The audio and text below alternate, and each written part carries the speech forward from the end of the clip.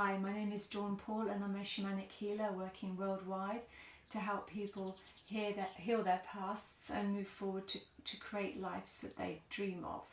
So today I'd like to talk to you about cleaning and cleansing your home.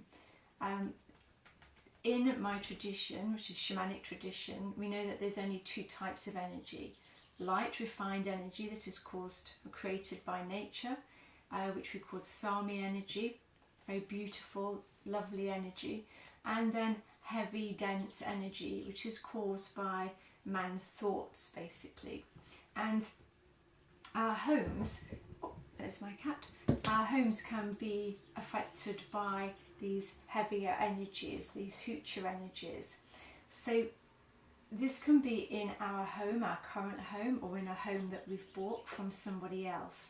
If you're buying a new home, it's important to remember that these people have had probably whole lives, decades in this house, and they really, they could have had ill health, they could have had rows, they could have had traumas, upsets, heartbreaks, all sorts of things that are going to settle and stick into the house. So if you imagine heavy energy going into a room, a little bit like jelly or toffee, and then sticking in the corners, being absorbed into the walls, you don't really want to be living in that kind of environment.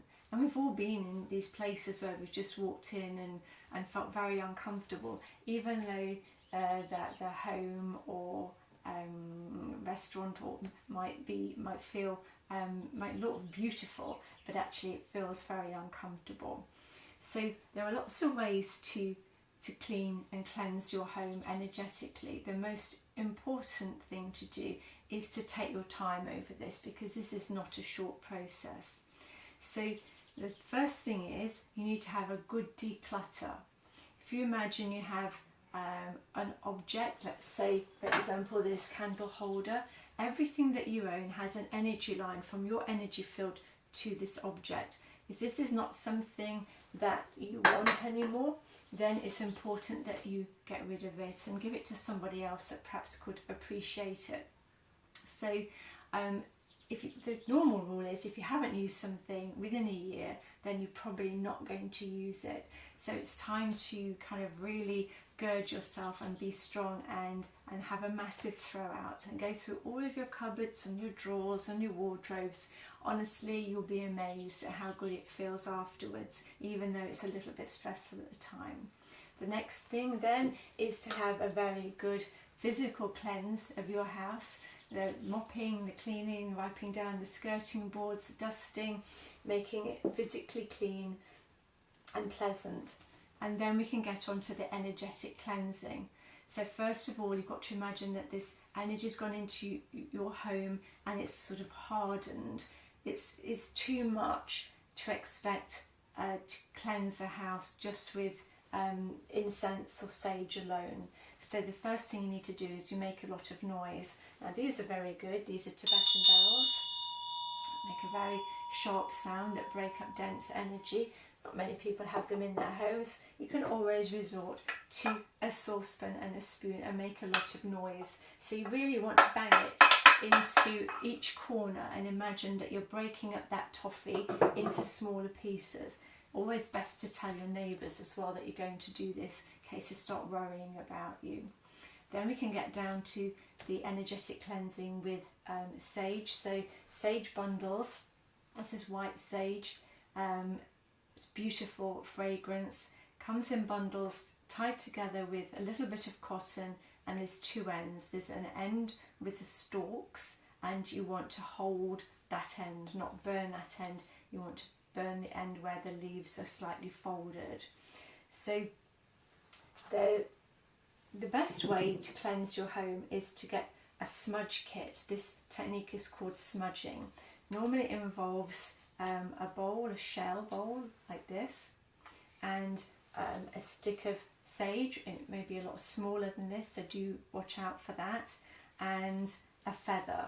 The reason that you have these things is because this represents the elements. So we've got the shell for the water, the sage for the earth, and the feather for air, and then you have flame, of course, a candle for fire. So all you do is very gently just dip in the sage into the flame, and almost instantly it's going to start smoking. Just let it burn a little bit, and then you can see that the flame's gone out. Now the ash will drop. You do not want this to drop onto your sofa or other furnishings. So the best thing to do is with one hand hold the sage over the shell very securely, and then you take a feather. You probably won't get one as big as this. This is a bald eagle feather, and the idea is you use the feather to waft the smoke into all of the areas of your home. So you want to go into all of the corners, go into your room, go all the way around.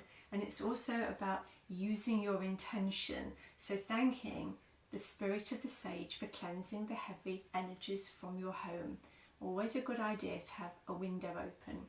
So you're going around the room, and you're also going around in the places where the energy could be stuck. Say for example, the shelves of a bookcase or underneath a cupboard, something like that. So go around the whole room, and you can also smudge yourself. It's a really good idea to smudge yourself, go down the whole body, including underneath the feet, or you can get somebody to do it for you. And then when you've finished, you use the shell to put out the sage. So the best thing is to use the back of the shell and push in the sage really, really hard and hold it there. The shell will get quite warm, so do mind your fingers. And you want to hold it there for a long time until the smoke goes out. When the sage is fully extinguished, you can then further cleanse your home by lighting white candles in all of the rooms, but you must make sure that you're there to attend to the candles. Don't go out, don't leave them unattended. And the other thing that you can do is get vases of white flowers. So the best flower to get is a carnation. The carnations are going to soak up any residual heavy energy that's in the home. So if you find that they're dying quite quickly, keep replacing them until they last about a good 7 to 10 days. And then if they're still alive at the end of that period, you know that the energy is clean and clear. You will find when you've smudged your house, not immediately, but if you leave it, go shopping for example, and come back, you'll feel that your home feels a lot bigger and a lot nicer to be in, and you'll feel more settled in it as well. So enjoy cleansing your home, and I hope this has helped you. One thing to bear in mind is there are other aspects, energetic aspects that can affect your home. Sometimes we can have the spirits of the deceased in our home. Sometimes there can be energies that are affecting the home from the garden, from the land that the house is built on, from neighbours, from all sorts of things. And if you need help with any of these things, then please feel free to contact me, and I can check out you and your home and make sure everything's good and fine. Because also remember, your home is a mirror image of you. So as you clear your home, you're clearing yourself. As you clear the baggage from the home, you're clearing the energetic baggage from your energy field, which is going to help you and make you feel better and also healthier.